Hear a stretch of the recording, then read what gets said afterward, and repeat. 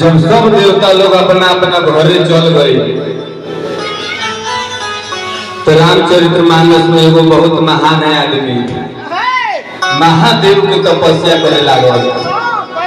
तपस्या करके महादेव से आशीर्वाद ले ली। पहलवा एगो भाव लागता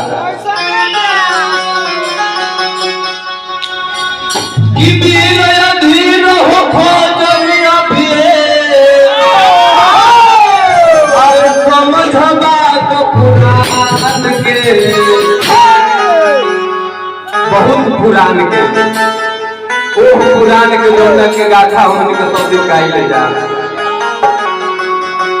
कि वीर अधीर हो खोजनिया भिरे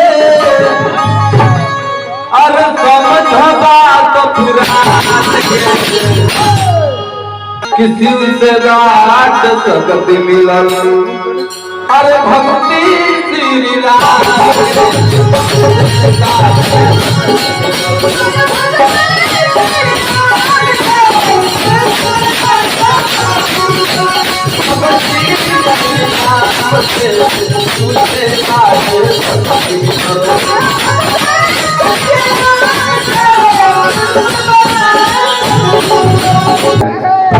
ना दोनों जो बराबर रहे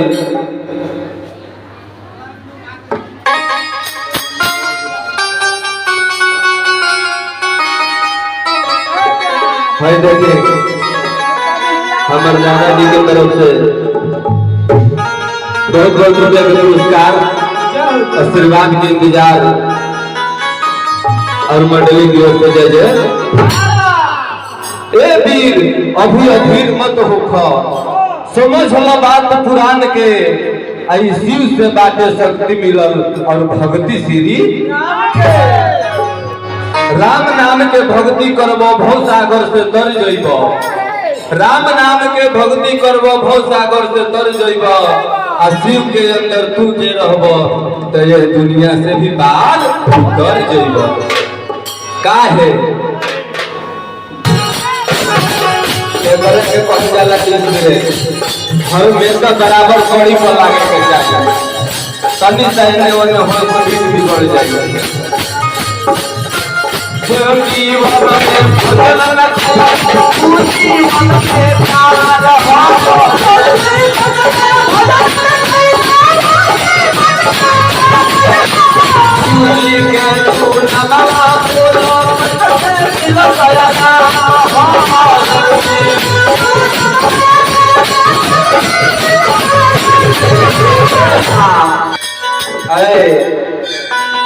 तो रहुए खड़ा होकर 5 मिनट बजा दिया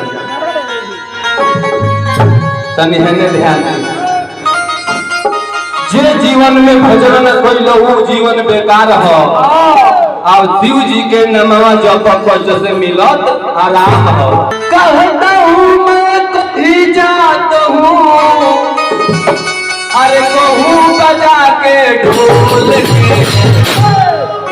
रामचरितमानस में राम जी लिखल है अपना मुख से कहले कि कहता हूँ मैं कहीं जाता हूँ कहीं बजावे ढोल और शंकर के निज भक्ति बिना न भक्ति पावा हूँ। रामायण में लिखल है लेकिन रवो लोग के आशीर्वाद से जो हमारा बुझाइल बा हम लिखल बानी टूटी फूटी कि कहता हूँ मैं कहीं जाता हूँ अरे कहूँ बजा के शिव से बाटे शक्ति मिलल अरे भगवती